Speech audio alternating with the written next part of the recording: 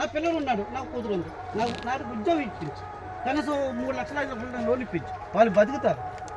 నువ్వు అది చేయగలిగినప్పుడు రా నీకు నువ్వు కొట్టేస్తా అని మీరు ఎవరైనా అడగలుగుతారా? అడగండి. అలా హామీ ఇస్తే మీరు ఓటే, లేదంటే మేము హామీ ఇస్తున్నాం. బహుజన సమాజ్ పడుతుంది మా ప్రభుత్వ అధికారంలో ఉంటూ వస్తే ప్రతి పేద కుటుంబానికి 1 ఎకరం భూమి ఇవ్వడానికి భూమి ఉన్నంత ప్రభుత్వం దగ్గర ఉంది. 1 ఎకరం భూమి ఇస్తాం పేద కుటుంబాలకు, బలిసిరోళ్ళకి కాదు, పేద కుటుంబాలకి ఎకరం భూమి ఇస్తాం. ఉద్యోగాలు ఇస్తాం, ఎందుకంటే మంగళూరు కొడుకు మంగళూరు పని చేస్తున్నాడు, ఇవాళ సాగలోడు కొడుకు సాగలో పని చేస్తున్నాడు, సాగలోడు కొడుకుని పైలట్ చేస్తాం, మంగళూరు కొడుకుని ఇంజనీర్ చేస్తాం. అది మా ప్రభుత్వం యొక్క మా ఉద్దేశం, మా యొక్క పార్టీ యొక్క ఉద్దేశం. కాబట్టి మీరందరూ అవగాహన పొంది ఒకసారి మీ ఓట్లు మార్పు చేయండి. గతంలో చంద్రబాబు బాగా పాలన చేశాడు, వాడు బాగా పరిపాలన బాగోలేదని జగన్కి ఇచ్చాం, అంటే చంద్రబాబుని మార్చుకున్నాం.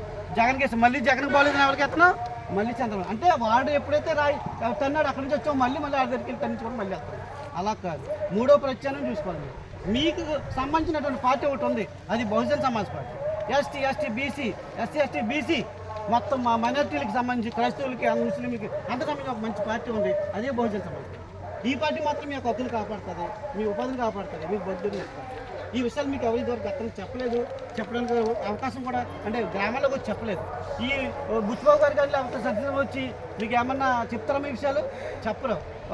ఒక అమ్మ నాకు ఓటైన అమ్మని చెప్తారు, ఒక కామెంట్ వెళ్ళిపోతారు. ఎలక్షన్ వచ్చిన తర్వాత 3 రోజుల ముందు డబ్బులు ఇచ్చేసి ఓటుకి ఎంత అని చెప్పి చెప్పారు. ఆ ఓటుకి మనం ఏంటంటే మనం ఆ పరిస్థితిలో ఉన్నాం కాబట్టి తీసుకున్న పరిస్థితులు ఉన్నందుకు ఆ 1000 రూపాయలు తీసుకుంటే మనకి ఎందుకు వచ్చేస్తాను తీసుకోండి, అంతేగాని కావాలని మీరు ఏం తప్పు చేయట్లేదు.